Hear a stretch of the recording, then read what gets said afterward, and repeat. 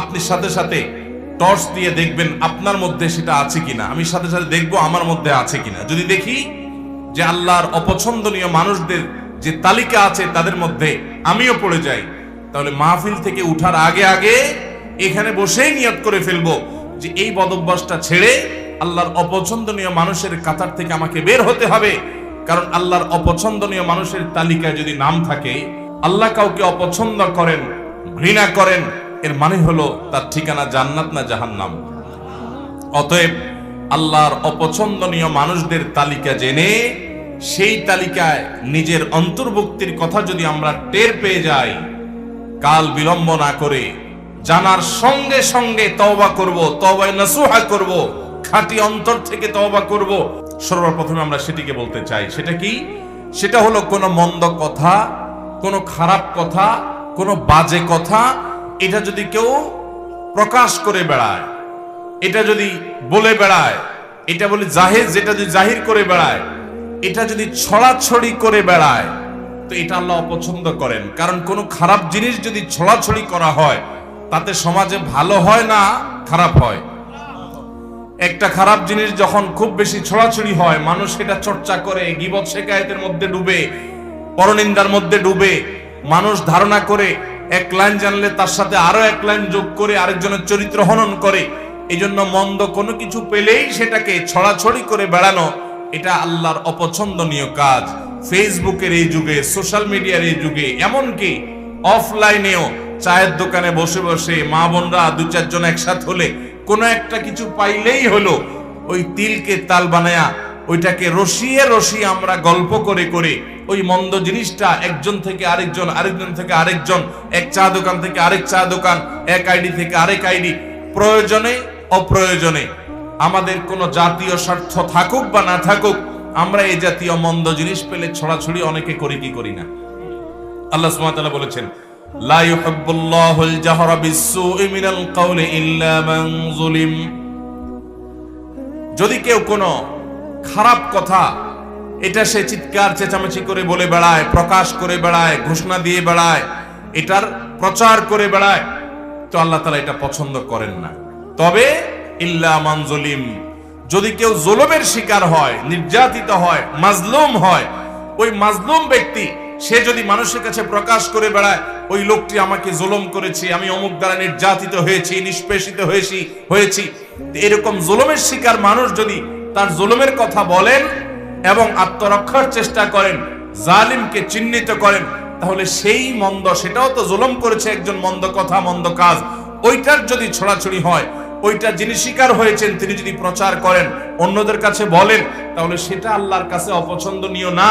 কারণ সে বেচারা তো নির্যাতিত, সে তো জুলুমের শিকার, সে জুলুম সহ্য কত করবে? যদি সে জালিমকে উপযুক্ত বিচারের মুখোমুখি করবার জন্য সোচ্চার হয়, তাহলে সেটা আল্লাহর কাছে অপছন্দনীয় না। আর এছাড়া যত মন্দ কথা আছে, খারাপ কথা আছে, কিছু একটা পেলেই হলো, বিশেষ করে মানুষের যখন ব্যক্তিগত কোনো দোষ ত্রুটি পাওয়া যায়, আমরা সেটাকে প্রচার করতে খুব মজা পাই, ঠিক না বেঠিক? নাম্বার 2, সীমা লঙ্ঘনকারীকে আল্লাহ তাআলা পছন্দ করেন না। আল্লাহ বলেছেন, ইন্নাল্লাহা লা ইউহিব্বুল মুতাদিন। আল্লাহ তাআলা সীমা লঙ্ঘনকারীকে পছন্দ করেন না। ভাইরা আমার, সীমা লঙ্ঘনকারী কারা? সীমা লঙ্ঘনকারী হলো ওই ব্যক্তিরা যাদের জন্য আল্লাহ তাআলা সীমানা ঠিক করে দিয়েছেন, সে সীমানা ক্রস করে চলে যায়। আপনি দেখা দিতে পারবেন অমুক অমুক অমুক অমুক নারীর সাথে, যাদের সাথে আপনার রক্তের সম্পর্ক আছে, নিজের স্ত্রী ছাড়া তাদের সাথে আপনি দেখা দিতে পারবেন। এছাড়া আপনার যাদের সাথে দেখা দেওয়া জায়েজ, মাহরাম, তাদের সাথে আপনি দেখা দিতে পারবেন, এটা আল্লাহর সীমানা। এর বাইরে বাকিদের সাথে দেখা দেওয়া যাবে না, এটা হলো আল্লাহর সীমানা। এখন যদি সেই সীমানা ক্রস করে আপনি যেই কোনো নারীর ছবি পেলেন, ভিডিও পেলেন, ফুটেজ পেলেন, ফেসবুকে পেলেন, পেপারে পেলেন, ম্যাগাজিনে পেলেন, যেখানে পেলেন, রাস্তাঘাটে পেলেন, আপনি চান্সে তাকে দেখে নিলেন, মনে মনে হারাম স্বাদ আস্বাদন করলেন, জল্পনা কল্পনা করলেন, তাহলে আল্লাহ যে সীমানা দিয়েছেন সেই সীমানাটা আমরা ক্রস করলাম কি করলাম না?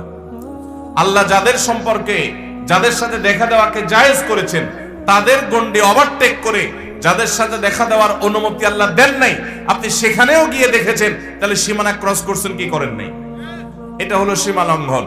সীমা লঙ্ঘনের আরো বহু দিক আছে। তাহলে আল্লাহ যেগুলোকে হারাম করেছেন সেগুলোতে লিপ্ত হলে সেটা হলো সীমা লঙ্ঘন। নাম্বার 3, যারা খেয়ানত করে, আমানত দিলে আমানত রক্ষা করে না, আমানত নষ্ট করে, পাপিষ্ঠ খারাপ মানুষ, গুনাহ করে বেড়ায়, নাজায়েজ কাজ করে বেড়ায়, কোনো ভয় নাই তার অন্তরে, এই মানুষগুলোকেও আল্লাহ তাআলা পছন্দ করেন না। কোরআনে কারীমে আল্লাহ রাব্বুল আলামিন তাদের সম্পর্কে বলেছেন, ইয়ামহাকুল্লাহুর রিবা ওয়া ইউরবিস সাদাকাত। আল্লাহ তাআলা রিবা এটাকে ধ্বংস করবেন, সুদকে ধ্বংস করেন, আর সাদাকাতকে আল্লাহ রাব্বুল আলামিন বাড়িয়ে দেন। আল্লাহু লা ইউহিব্বু কুল্লা কাফফারিন আযীম। আর সকল আল্লাহ তাআলা অবিশ্বাসীকে, কাফিরকে, বেঈমানকে, আল্লাহর প্রতি যাদের ঈমান নাই তাদেরকে, এবং পাপিষ্ঠ খারাপ মানুষকে আল্লাহ তাআলা অপছন্দ করেন, তাদেরকে আল্লাহ তাআলা পছন্দ করেন না। আল্লাহ তাআলা আরো বলেছেন, ইন্নাল্লাহা লা ইউহিব্বু মান কানা খাওয়ানান আযীমা। যারা খেয়ানতকারী, কথায় কথায় খেয়ানত করে মানুষের সাথে, এবং পাপিষ্ঠ অপরাধ করে, কথায় কথায় নাজায়েজ কাজ করে, আল্লাহর ভয় নাই, তার দিল কাঁপে না, এই মানুষগুলোকে আল্লাহ তাআলা অপছন্দ করেন। খেয়ানতকারী আমরা অনেকেই আছি, এমনকি অনেকে আছেন 5 ওয়াক্ত নামাজ পড়েন আবার খেয়ানতকারী। কিভাবে? আপনার কাছে কেউ কোনো টাকা পয়সা রেখেছে, আপনি সেটা ভেঙে ফেলেছেন, এবার যখন যিনি জমা রেখেছেন চেয়েছেন, দিচ্ছি দেব করে টালবাহানা করছেন। এই যে আমানত রাখার পরে টাকাটা ভেঙে ফেলেছেন, এটার নাম খেয়ানত। এটার নাম কি? আজ আমাদের অবস্থা কি বলেন? দোকান থেকে বাকি খেলে ওই দোকানের সামনে দিয়ে আর হাঁটি না, অন্য দোকান থেকে নগদ খাই, ওই দোকানের ধারে কাছেও যাই না। এ হলো আমাদের ইমানের অবস্থা, এ হলো আমাদের বিশ্বাসের অবস্থা, এ হলো আমাদের আস্থার অবস্থা। আমরা মনে করি শুধু নামাজ কালাম পড়লে মুসলমান হওয়া যায়। মুসলমান অবশ্যই তাকে বিশ্বস্ত হতে হবে, আস্থাশীল হতে হবে, মুসলমানকে আমানতদার হতে হবে। আমানতের খেয়ানতকারী, মানুষের কথা এর কথা ওর কাছে লাগায়, মানুষের গোপনীয় কথা বলে বেড়ায়, এবং মানুষের টাকা পয়সা তসরুপ করে, আমানতের খেয়ানত করে, এই ব্যক্তি কখনো ভালো মুসলমান হতে পারে না। এই জন্য ভাইরা আমার, তৃতীয়ত আল্লাহর কাছে অপ্রিয় ব্যক্তি হলো আমানতের খেয়ানতকারী ব্যক্তি, এবং যত পাপাচার আছে এগুলো